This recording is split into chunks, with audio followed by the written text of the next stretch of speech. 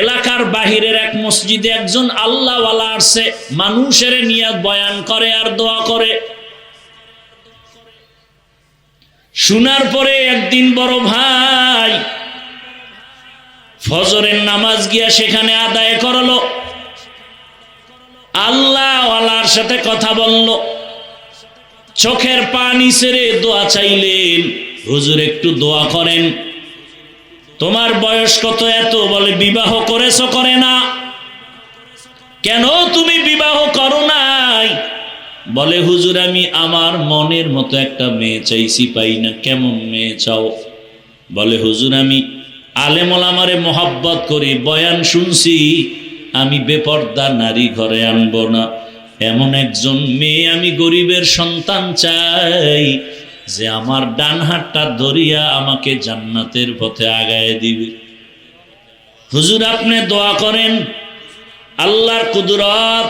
হুজুরে দোয়া করবে এমনি মুখে বলে আল্লাহ কবুল করুন, কবুল করুন। হঠাৎ আল্লাহর ওলির কাছে আইসা মসজিদের বাহিরের জানালা থেকে একটা মহিলার কণ্ঠে সালাম দিল। ওয়ালাইকুম সালাম। কে মা জানালার বাহিরে? বলে আমি এলাকার একটা গরিব সন্তান, আমার বাবা নাই, আমি বড় এতিম। মা তোমার বয়স কত? বলে এত। বিয়া হইছে নি? কয় না। কেন হয় না? কয় হুজুর আমি এক তো গরিব, আর আমি আমার বাবা ছিল একজন ভালো মানুষ, দিনদার।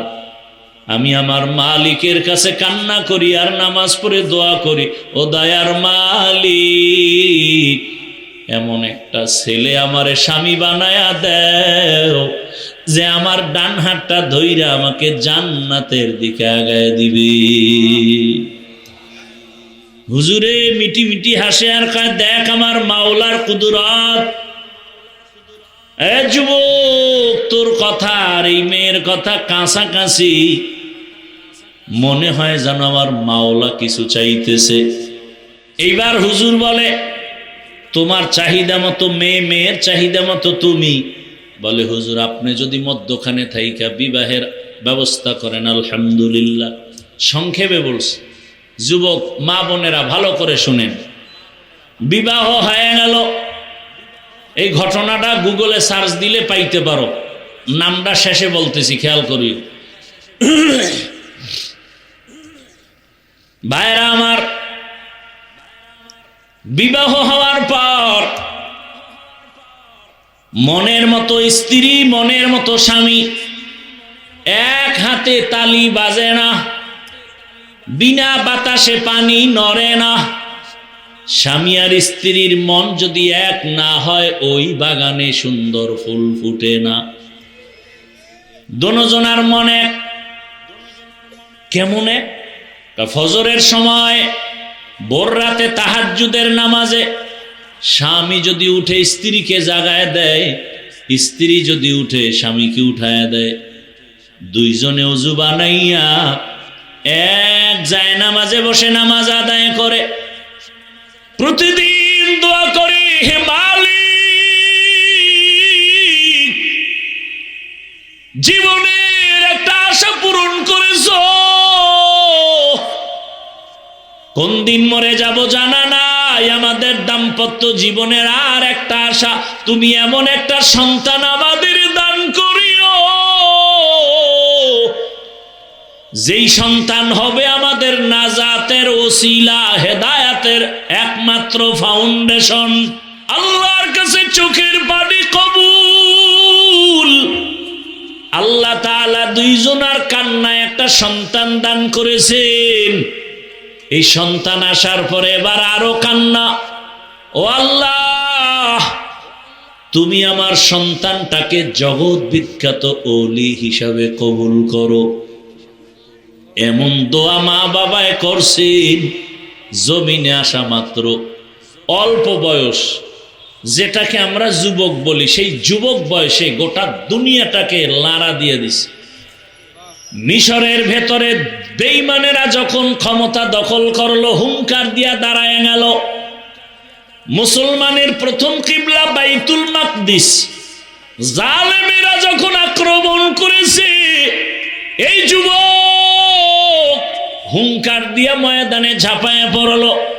অল্প দিনের মধ্যে গোটা দুনিয়াতে তার নাম আর ডাক, নাম আর ডাক, নাম আর ডাক। ইতিহাসের পৃষ্ঠায় সাক্ষ্য,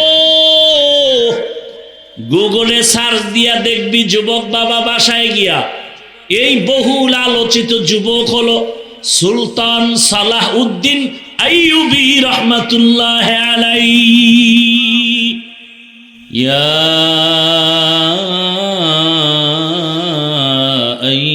আইয়ুহাল্লাযীনা আমানু ইত্তাকুল্লাহা ওয়াল তানজুর নাফসুম মা কদ্দামাত লিগাদ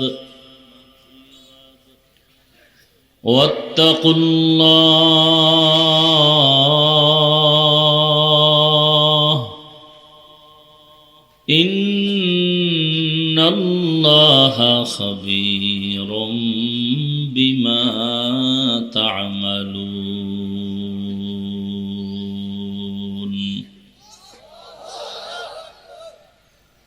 وقال رسول الله صلى الله عليه وآله وسلم حب الدنيا رأس كل خطيئة صدق الله مولانا العظيم وصدق رسوله النبي الأمي الكريم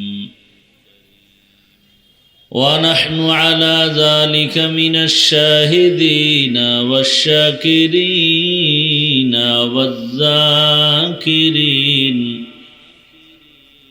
والحمد لله رب العالمين।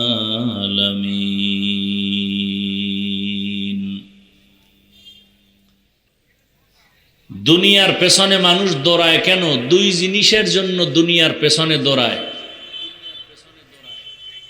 সেই দুই জিনিস পাওয়ার জন্য মাকে মারে, প্রয়োজনে বাবারে মেরে ফেলে, ভাইকে মেরে ফেলে, হুজুরেরে মেরে ফেলে, আলেমরে মারে, কোরআনের বিরোধিতা করে।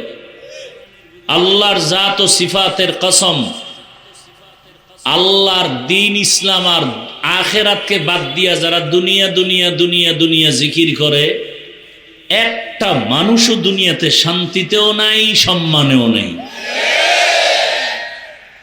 দুনিয়া দুনিয়া করতে করতে জীবন শেষ। এমন দুনিয়া কামাই করছে যে ছেলে পর্যন্ত বাবারে মারতে দ্বিধা করে না, স্বামী স্ত্রী জবাই করে ফেলে। তো দুনিয়াটা বড় কঠিন এক জায়গা, কোনো শান্তি নাই। আখিরাতের ফসল কামাই করার জায়গা। এই দুনিয়া নামক জায়গার কোনো মূল্য নাই। দিলেন কেন? বলে একটু জরুরত সারার জন্য। দুনিয়াটা ঠিক ওই বাথরুমের মতো। আল্লাহ দিলেন কেন? বলে দুনিয়া বড় খারাপ, যেদিকেই নজর লাগাও গুনাহ গুনাহ গুনাহ। কেন দিলা? কয় জরুরত সারার জন্য। বাজারে যাবা, চাল কিনবা, ডাল কিনবা, মাছ কিনবা, দেরি না কইরা দ্রুত বাসায় যাও, মসজিদে যাও, নামাজ আদায় করো। যদি ময়লা লাগে কি করার?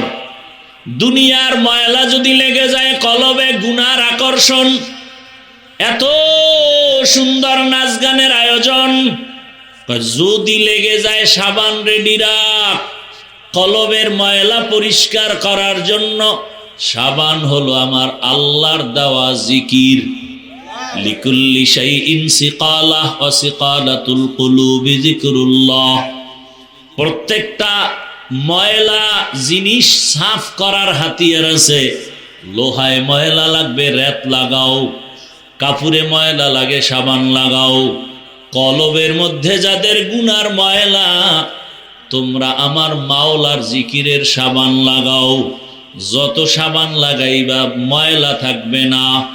তোমার কলবে গুনার ময়লার কারণে নামাজ ভালো লাগে না, রোজা ভালো লাগে না, তেলাওয়াত ভালো লাগে না, জিকির ভালো লাগে না। গুনার ময়লা দূর করো। তোমার মতো যুবকটা জেনারেল লাইনে স্কুলে পড়ে, কলেজে পড়ে, টাইম মতো নামাজে যায়, আর তোমার কাছে নামাজটা কেমন খারাপ লাগে, কারণ তোমার অন্তরে গুনার ময়লা সাফ করার জন্য আল্লাহর নামের জিকির লাগাও। একজনে বলে এমন ময়লা লাগছে জিকিরেও যায় না, জিকিরও করি, বিড়িও টানি, জিকির করি, নামাজ পড়ি, সুদের টাকায় ব্যবসাও করি, এই ময়লা কেমনে সাফ করব, পারি না। বলে এই ময়লা সাফ করার জন্য তোমার হাত হবে না, তৃতীয় হাত লাগবে। এই জমিনের জায়গায় জায়গায় তৃতীয় হাতওয়ালারা বিদেশি মেডিসিন নিয়ে বসে আছেন। ওই বিদেশি মেডিসিন যখন দিবে কলব সাফ হয়ে যাবে। ওই মেডিসিন কোথায় পাবা তৃতীয় ব্যক্তি? বলে জমিনে খুঁজা দেখবা হাজারো লাখো মানুষের ভেতরে, আকাশেতে লক্ষ তারা এক চাঁদের আলো, লক্ষ মানুষের ভেতরে একজন আল্লাহর ওলি ভালো। এমন আল্লাহওয়ালা আছে না নাই? তুমি বাম হাতে পানি পান করো, কিন্তু আল্লাহওয়ালা বাম হাতে পানি পান করবে না। তুমি উল্টা পাল্টা পথে দৌড়াও, আল্লাহওয়ালা উল্টা পথে দৌড়াইবে না। ওই আল্লাহওয়ালার কাছে যাও। আর বিদেশি মেডিসিন যখন দিবে, বলে বিদেশি মেডিসিনটা কি? বলে বিদেশি মেডিসিনের নাম হলো তাকওয়া। হরকে দারত খৌফে হকদার দিল মাদাম, জন্নাতুল মাওয়া দেহাদ ও রামাকাম, জুজবা হকচি জে মখাজ ইনসুজা, ফজলে উ আমস্তে দর জুমলা জাহা। আল্লাহর জন্য বারবার বলেন তাকওয়া মানে আমাকে ভয় করো। কাকে? জোরে বলেন কাকে? আল্লাহকে ভয় করো। যদি প্রশ্নটা করি এই ময়দানের ভেতরে, আপনারা কারা কারা আল্লাহকে ভয় করেন? যদি করি তাহলে সবাই হাত উঠাবে না? অথচ এখানে বহু আল্লাহর আশেকরা আছেন, ফজর পড়ে নাই, জোহর পড়ে নাই, আসর পড়ে নাই, মাগরিব এশা পড়ে নাই, এমন লোক এখানে নাই? সেও দুটো হাত উঠায় বলবে আমি আল্লাহকে ভয় করি। আমি নামাজ পড়ে বলি আল্লাহকে ভয় করি। আপনি দাড়ি না রেখে বলেন আল্লাহকে ভয় করি। আমি দাড়ি ঠিক রাখিয়া বলি আল্লাহকে ভয় করি। আপনি হারাম খাইয়া বলেন আল্লাহকে ভয় করি। আমি হালাল খাইয়া বলি আল্লাহকে ভয় করি। আপনি বেপর্দায় চলেন আর বলেন আল্লাহকে ভয় করি। আমি পর্দা রক্ষা করে চলিয়া বলি আল্লাহকে ভয় করি। একটু বলেন এই দুই ভয় কি সমান? আসলে আপনি ভয় কি জিনিস বুঝেনই না। আমি উদাহরণটা এভাবে দেই, একটা সন্তান বাবারে ভয় করে, প্রমাণ কি? বলে বাবার সামনে কখনো অন্যায় করে না। কেন? বলে শাস্তির ভয়। একটা ছাত্র শিক্ষকের ভয় করে, প্রমাণ কি? বলে শিক্ষকের সামনে ছাত্র অন্যায় করে না। কেন? বলে শাস্তির ভয়।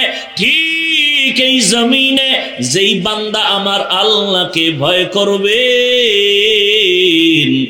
আসলেই যদি ভয় করে, আল্লাহর আযাবের ভয়ে গলায় ছুরি লাগাবে, দাড়ির মধ্যে অস্ত্র লাগাবে না। হরকে দার খৌফে হকদার দিল মাদাম, জান্নাতুল মাওয়া দেহাদ ও রামাকাম, জুজবা হকচি জে মখাজ ইনসুজা, ফজলে উ আমস্তে দর জুমলা জাহা। সারা রাত ঘরে ঘরে ঘরে ঘরে, রুমে রুমে মোবাইলের দ্বারা গুনাহ। উচিত ছিল ঘুমের থেকে উঠে দেখবে চেহারাটা বানর। হয় না কেন? একমাত্র আখিরি নবীর উম্মত হওয়ার বরকতে আল্লাহ চেহারা পরিবর্তন করেন নাই।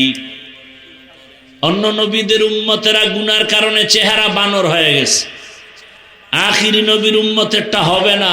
নবী আল্লাহর কাছে চাইয়া নিছেন আমার উম্মতের বেইজ্জতি কইরো না। এরে নবীরা আশেক, আল্লাহর গোলাম, আল্লাহর ইবাদত করে আলেম না, সাধারণ লাইনের মানুষ, কিন্তু আলেমদের সোয়া পাইয়া দ্বীনের উপরে মজবুত হয়ে গেল। ইবাদত করতেছে, মাওলার কাছে চাইতেছে, কাঁদতেছে, কিন্তু বিবাহ শাদী করে না, তার ছোট ভাই বিয়া করে ফেলছে। ছোট ভাই তেমন আল্লাহর পথে নাই। বিবাহ করি একদিন বড় ভাইকে বলে, ভাই আপনি বিবাহ করেন না কেন? বলে মেয়ে পাই না। বলে দেশে কি মেয়ের অভাব? ছোট ভাই মনে করলো বড় সুন্দরী শিক্ষিতা মেয়ে চায়। সম্ভ্রান্ত এক পরিবারের মেয়ের খবর নিয়ে ভাইকে বলল, ভাই পাওয়া গেছে ভালো সম্ভ্রান্ত পরিবারের শিক্ষিতা মেয়ে, অনেক বড় দামি। বড় ভাই বলে, এমন ডানা কাটা ভরি মরিয়া গেল, আমি ঘরে নিব না। ডানা কাটা পরি ঘরে আসলে বাবার ডানা কেটে ফেলবে, মায়ের ডানা কেটে ফেলবে, আর বলবে তোর মা বাপ খারাপ। কিরম ডানা কাটা পরি আছে না আপনাদের? বিয়া কইরেই বলবে, তোর বাপ মা ভালো না, কি করবো? কয় বগুড়ায় গিয়া ফ্ল্যাট ভাড়া ল। তোর মায়ের ডানাও খারাপ, বাপের ডাও খারাপ। শহরে যাইয়া তোমারে ফকির বানায় কয় তোর ডানাও খারাপ, আমি হিজরতে গেলাম। কি ডানা কাটা পরির চরিত্রহীন লুভিরা বিয়ে করবি? তোর কপালে বউ নাই, লিখে রাখ, স্টাম্প থাকলে আমার থেকে সাইন নে। যদি সারা রাত মোবাইলে আকাম করো, তোর কপালে বউ নাই, বউ জল্লাদ আছে, জল্লাদ। আসতে বলো কেন? আমার কথা যদি মিথ্যা হয়, আমি মইরে গেলে কবরে জুতা মেরে আসিস।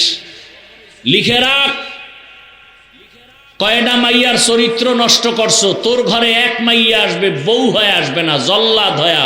4 মাইয়ার জীবন খাইছো, এক মাইয়া জল্লাদ হয়ে তোর 14 গোষ্ঠীরে সাইজ করবে। রেডি থাক। কত ধানে কত চাল টের পাবি ওই জেলখানার শিখের মধ্যে ঢুইকা। লিখে রাখ, যা বলে গেলাম লিখে রাখ। তোর কপালে বউ নাই। কোরআনের আয়াত শুনবি দলিল, ওদিকে যাওয়ার টাইম নাই। আল খবিসাতু লিল, হ্যাঁ এতটুকু মনে রাখিস। তোর মাইয়া যদি 13টা কোরআন মাথায় লয়ে কসম খায় কা হুজুর খুব পবিত্র, আমি বললাম আর সিরিয়াল কত? তুই কয় নাম্বারের ছেলে? কয়টা কেমনে কম? আমি কই তোর ওই মাইয়া কয় নাম্বারের সিরিয়াল? তুই ওই সিরিয়ালে আছো। তোর যদি 4 মাইয়া তুই চরিত্র নষ্ট করে এটারে পঞ্চমে ধরো, তো ওই মাইয়াও 4 ছেলের চরিত্র নষ্ট করে তোরে ধরছে পঞ্চম। আল খবিসাতু লিল খবিসিন। কাউকে ছোট করার জন্য বলছি না, আমিও জান্নাতে যাব, আপনাদেরকেও নিয়ে যাব, সেই মোহাব্বতে বলতেছি, রাগ করবেন না।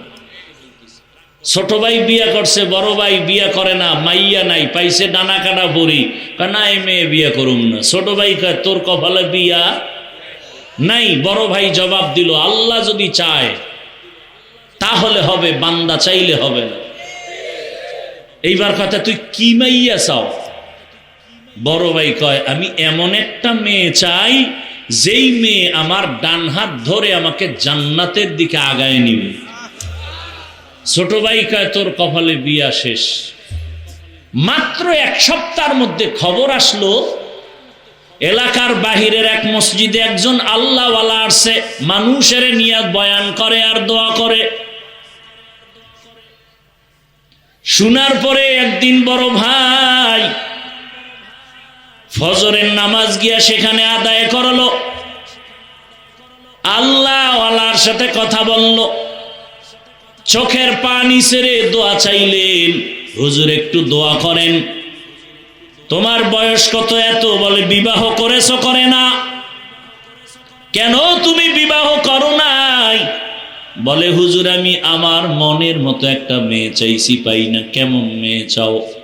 বলে হুজুর আমি আলেম ওলামারে মোহাব্বত করি, বয়ান শুনছি, আমি বেপর্দা নারী ঘরে আনবো না।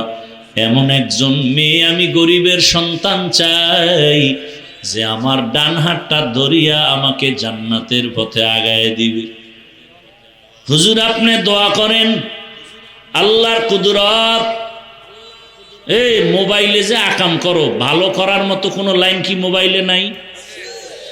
এই মোবাইলে গুগলে সার্চ দে, টাচ মোবাইল দেখলে শরীরের অঙ্গ প্রত্যঙ্গের কি কি ক্ষতি হয়।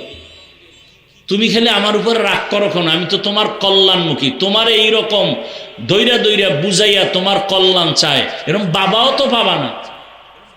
আলেমরা যেইভাবে তোমাকে বুঝায়, একটা গালি দেই, দুই একটা কথা একটু উচ্চ বা আওয়াজে হয়েছে ক্ষমাও চাই, এই রকম তোমাকে কে বুঝাবে? অথচ তুমি মনে করো আমি তোমার দুশ্মন।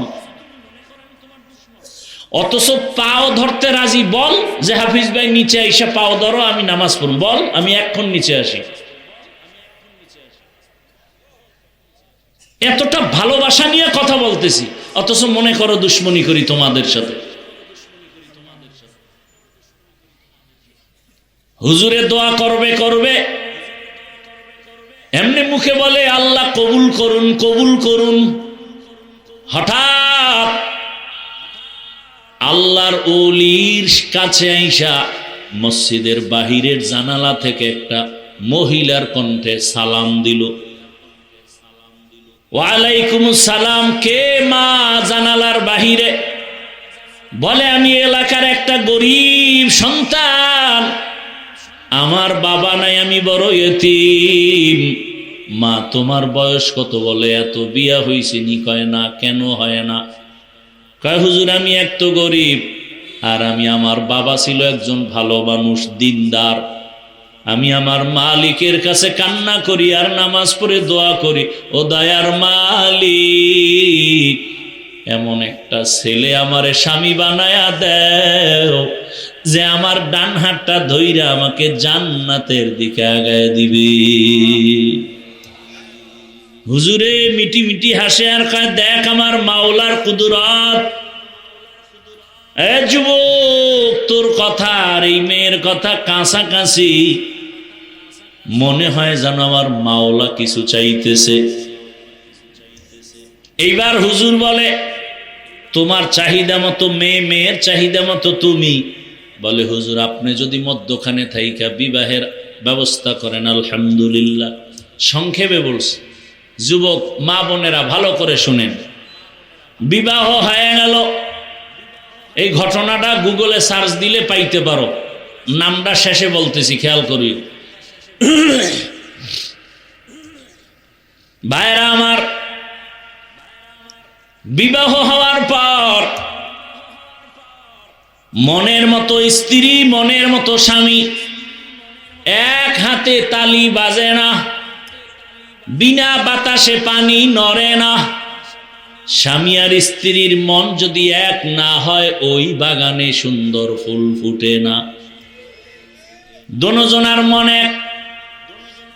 কেমন এক? ফজরের সময়, ভোর রাতে তাহাজ্জুদের নামাজে স্বামী যদি উঠে স্ত্রীকে জাগায় দেয়, স্ত্রী যদি উঠে স্বামীকে উঠায় দেয়, দুইজনে ওযু বানাইয়া এক যায় নামাজে বসে নামাজ আদায় করে। প্রতিদিন দোয়া করে, হে মালিক জীবনের একটা আশা পূরণ করেছো, কোন দিন মরে যাব জানা নাই, আমাদের দাম্পত্য জীবনের আর একটা আশা, তুমি এমন একটা সন্তান আমাদের দান করিও যেই সন্তান হবে আমাদের নাজাতের ওসিলা, হেদায়াতের একমাত্র ফাউন্ডেশন। স্বামী আর স্ত্রীর কান্না মালিক কেন শুনবেন না? বেপরদায় চলে না, বেহুদা গল্প করে না, নারীদের নিয়ে আম্মা জান আড্ডা দেয় না, স্বামীর বদনাম বলে না, আল্লাহর কাছে চোখের পানি কবুল। আল্লাহ তাআলা দুইজনার কান্নায় একটা সন্তান দান করেছেন।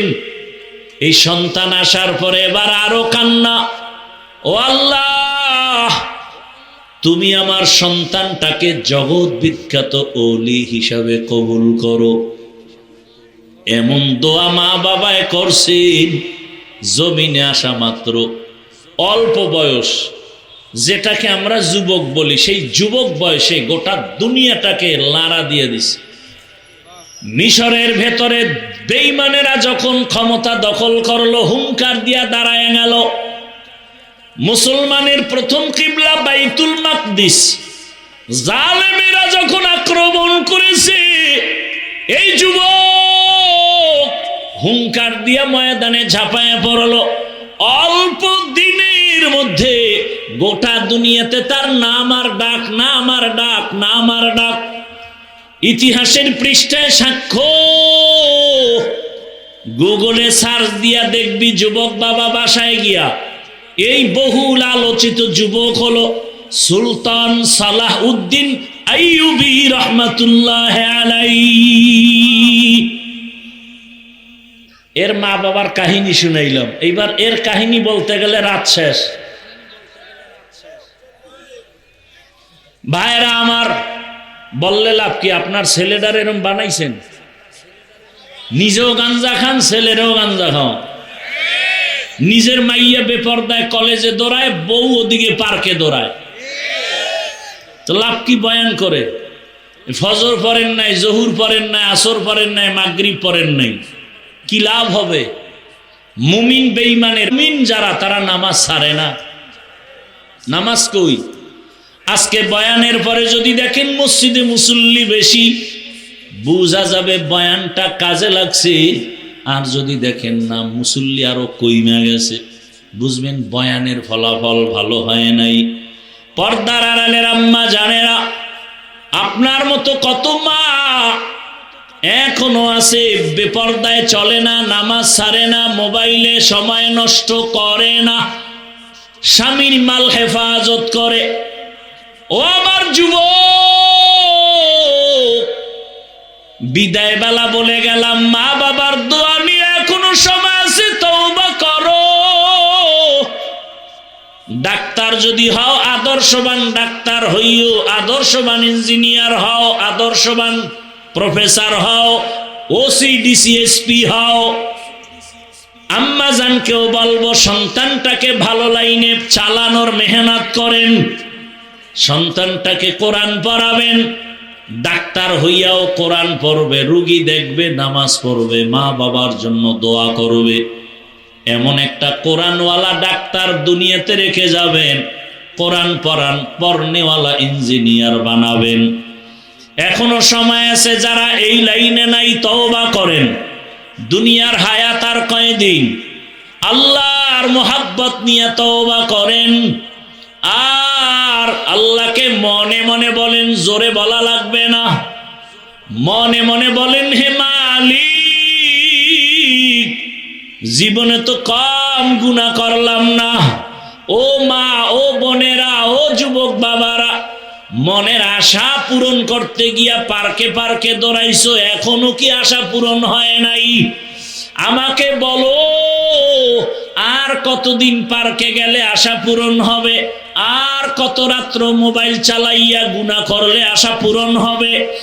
আর কতদিন দাড়ি কাটলে আশা পূরণ হবে? আর কতবার বেপরদার নাচ গান করলে আশা পূরণ হবে? এবং এটাও বলো, তোমার হায়াতের বাকি আছে কতদিন? চোখের সামনে যুবকের লাশ, এমন একটা দিন নাই। কয়েক মাস আগে বাইতুল্লাহে বাংলাদেশের খবর শুনলাম, বিদেশি যুবক টাকা কামাই করে স্বর্ণের অলংকার নিয়ে ঢাকা আসছে। কয়েকদিন বাড়িতে আনন্দ করে আবার যাবে। ঢাকা শাহজালাল এয়ারপোর্টে নামছে, গাড়িতে উঠছে পরিবারের ছেলে মেয়ে বিবিরা সব। কি আনন্দ! যাইতে যাইতে যাইতে যাইতে বাড়ির কাছে যাইয়া ড্রাইভার গাড়িটা পানির মধ্যে ফেলে দিছে। ফেসবুকের গোলাম বাবারা দেখো নাই? সময় পাও না আকামের কারণে। ওই যুবক বাবা মিডিয়ার সামনে কান্না করে, কই আমার টাকা, কই আমার স্বর্ণ। আরে মানুষ বিয়া কইরা খাইয়া না খাইয়া ছেলে মেয়ে নিয়ে পরিবার একসাথে থাকার একটা আনন্দ আলাদা, আমি সে আনন্দ করি নাই। টাকার জন্য বিদেশে গেলাম, আজকে আমি বাড়িতে আসছি আনন্দ করব, কিন্তু কপাল কেন খারাপ। আমার হাতের উপরে আমার বাচ্চাটা মরে গেল, আমার কাঁধে আমার স্ত্রীর লাশ। আমি এখন ঘরে গিয়া কি করব? আমার ঘরের বাতি দেওয়ার মানুষটা মরে গেল। ছোট বাচ্চা আমাকে আব্বু বলে যখন ডাক দেয়, কলিজাটা ঠান্ডা হয়ে যায়। আজ আমার হাতের সামনে আমার কলিজার সন্তানটা পর্যন্ত চলে গেল। ও আমার যুবক বাবা, আজকে তুমি ভালো আনন্দে বসে আছো, বয়ান শুনো। জানি না আগামীকাল এই টাইমে হতে পারো তুমি হসপিটালের রোগী।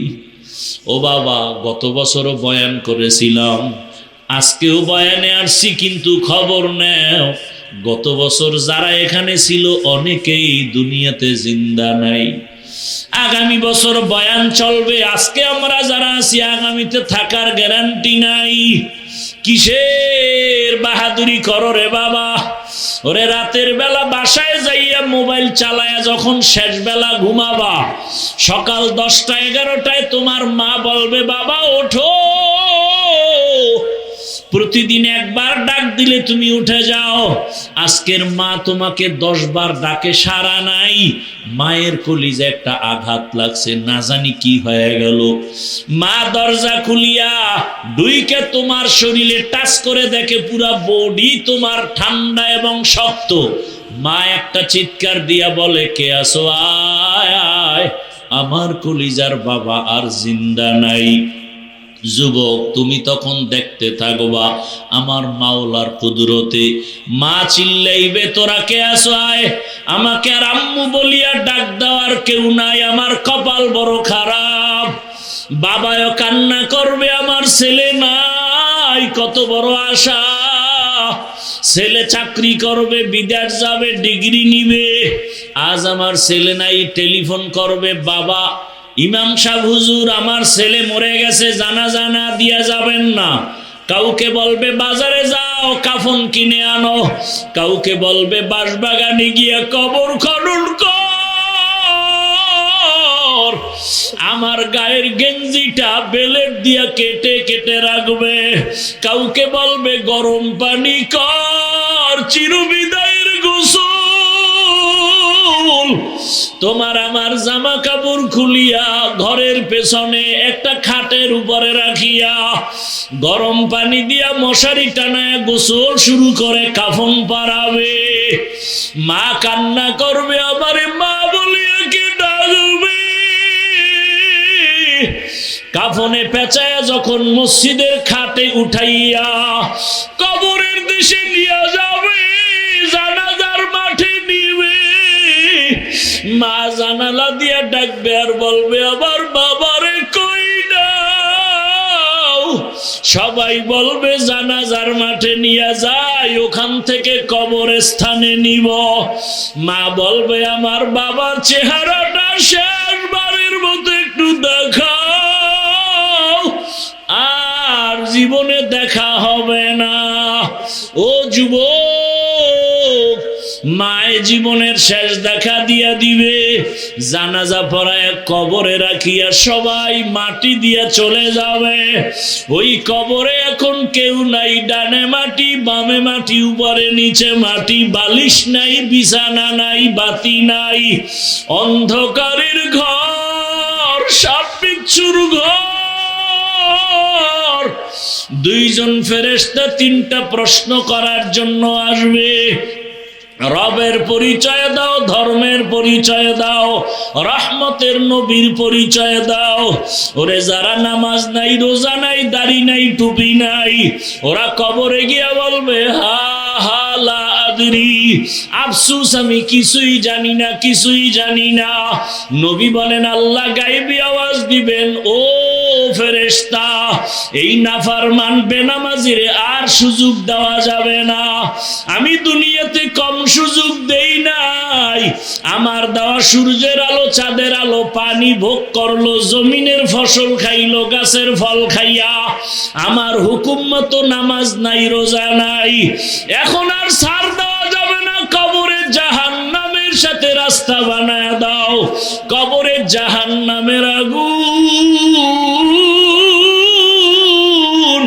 ও আমার কলিজার যুবক, একটা বেত বেতের বাড়ি সইতে পারি না, মশার কামড় সহ্য করতে পারি না।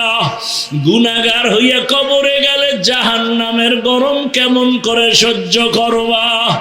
আমার আল্লাহ রাগ করি আওয়াজ দিবে, কবরের মাটি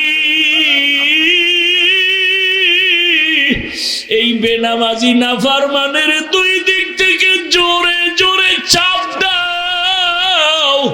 এত জোরে চাপ দিবে পাজরের হাড়গুলো চুরমার হয়ে যাবে। মায়ার নবী উম্মতের জন্য এত কাঁদলেন। মনটাকে বুঝাও যুবক, তোমার মতো যুবক যদি জেনারেল লাইনে পড়ে, নামাজ পড়ে, স্কুলে পড়ে, কলেজে পড়ে, চাকরি করে, ব্যবসা করে, নামাজ পড়ে, তুমি কেন পারবা না? আল্লাহর কোরআনটাকে মিথ্যা মনে করিও না রে বাবা। কবরে গিয়া যদি আযাব না হয় তোমারও পেরেশানি নাই, আমিও বেঁচে যাব। কিন্তু কবরে গিয়া যদি দেখো বেনামাজির আযাব, তখন বলো কি উপায় হবে? কাকে তুমি কাছে পাইবা?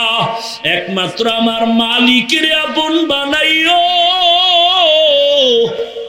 আমার আল্লাহর কাছে তওবা করো আর মনে মনে বলো, হে মালিক, আর নামাজ ছাড়বো না, দাড়ি কাটবো না, বেপরদায় চলবো না। মা বাবার দোয়া নিয়া, শিক্ষকের দোয়া নিয়া, উলামায়ে কেরামের দোয়া নিয়া চলবো, নবীর সুন্নাত অনুযায়ী চলবো। তওবা করার মতো যদি নিয়ত হয়, মুনাফিকি যদি না থাকে, খাঁটি তওবার নিয়ত যাদের আছে, দুটো হাত আমার আল্লাহকে দেখাইয়া দাও। আয় আল্লাহ, হাতগুলো কবুল করে নেন, তওবা কবুল করে নেন। তওবার উপরে মজবুত হইয়া চলার তৌফিক দান করেন, আমিন। আলহামদুলিল্লাহি রাব্বিল আলামিন, ওয়াসসালাতু ওয়াসসালামু আলা সাইয়্যিদিল আমবিয়া ওয়াল মুরসালিন ওয়া আলা আলিহি ওয়া আসহাবিহি আজমাইন। ইয়া আরহামার রাহিমিন, ইয়া আরহামার রাহিমিন, ইয়া আরহামার রাহিমিন। রব্বিরহামহুমা কামা রব্বায়ানি সগীরা। আল্লাহুম্মা ইন্নাকা আফুউন কারীম তুহিব্বুল আফওয়া ফা'ফু আন্না। আল্লাহুম্মা ইন্না নাসআলুকা রিযাকা ওয়াল জান্নাহ ওয়া নাউযু বিকা মিন সাখাতিকা ওয়ান নার। আল্লাহুম্মা ইন্না নাউযু বিকা মিনাল বারাসি ওয়াল জুনুনি ওয়াল জুযামি ওয়া সাইয়্যিল আসকাম। আল্লাহুম্মা ইন্না নাসআলুকা ইলমান নাফিআ ওয়া রিজকান ওয়াসিআ ওয়া শিফাআন মিন কুল্লি দা। আল্লাহুম্মা আরহামনি বিতারকিল মাআসি। আল্লাহুম্মা আরহামনি